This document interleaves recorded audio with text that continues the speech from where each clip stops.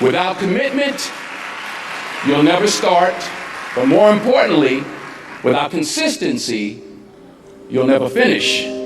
Ease is a greater threat to progress than hardship. Ease is a greater threat to progress than hardship. So, keep moving, keep growing, keep learning. See you at work. And anything you want good, you can have. So claim it. Work hard to get it. When you get it, reach back. Pull someone else up. Each one, teach one. Don't just aspire to make a living. Aspire to make a difference. I found that nothing in life is worthwhile unless you take risks. Nothing. Nelson Mandela said, "There is no passion to be found playing small and settling for a life that's less than the one you're capable of living." Now, I'm sure in your experiences in school and applying to college and picking your major and deciding what you want to do with life, I'm sure people have told you to make sure you have something to fall back on. Make sure you got something to fall back on, honey. But I never understood that concept, having something to fall back on. If I'm going to fall, I don't want to fall back on anything except my faith. I want to fall forward. I figure at least this way I'll see what I'm going to hit. Fall forward. This is what I mean. Reggie Jackson struck out 2,600 times in his career, the most in the history of baseball. But you don't hear about the strikeouts. People remember the home runs. Fall forward. Thomas Edison conducted 1,000 failed experiments. Did you know that? I didn't know that. Because the 1,001st was the light bulb. Fall forward.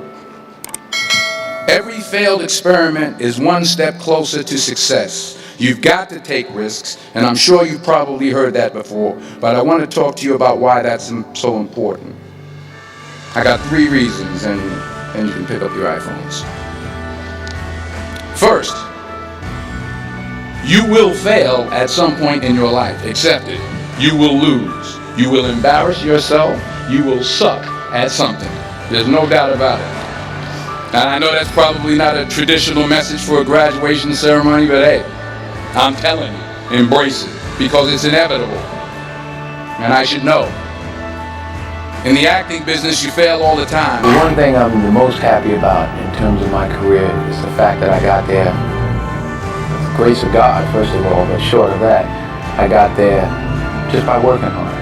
Not partying with the right people, not compromising myself in any way or cutting any kind of deals, just by working hard, just by plugging along, sawing wood as I like to call it. I'm a 20-year overnight sensation. I don't get life mixed up with making a living. I was there for all 4 of my children being born. When the first one was born, I recognized the difference between life and making a living. Their life, our family's life, acting is making a living. And what do you think the biggest difference between doing a play and it's a cliche question, but I'd be interested to know your answer. I think a part of what Viola just said is that you get to dig deeper and you get another day. Right. And you get the energy. Mm-hmm. You do a movie and there's 200 people that are used to it and they don't care, and everybody's doing their job, and it comes in a theater somewhere, and you're picking your nose at home somewhere, cutting your nail. There's no energy. Right. When I was on Broadway 5 years ago, Julius Caesar, I made a decision to sign autographs every night. What I did. Oh yeah, it ain't happening this time. Only as I rub my knees, only because my knees are bad, it's hard for me to stand. But. And why did you decide to do that? Well, I wanted to say thank you. It was my way of saying thank you. And the first night, it was like 5,000 people out there. I said, okay, wait a minute. Everybody who has playbills from our show. So yeah, because it was like people were just wandering up the block. I was like, wait a minute. I forgot I'm on, 42nd Street, Times Square. I was like, wait a minute. But honestly, you were signing for weeks. The energy, and I was out there an hour and a half every night, every show. But the energy you got back, the stories, the 5 little old ladies who just drove in from Detroit. And I'm like, well, what y'all doing tonight? They said, we're getting back in the car, baby. We got to go back tonight. And, you know, a little 84-year-old lady was like, baby, if I was 3 years younger. Oh, true story. True story. Then we had, and I say this also, because I hope it happens with this play. We had some high schools come. We had one school from somewhere, I forgot where, and they were doing Julius Caesar. And some young kid was like, well, you know, my Brutus is a bit different. He's more the classic stoic. But it was great to engage and exchange with these young people. There was an energy. I got more from it than I gave to the people that I signed for. That's, you know, you don't get that.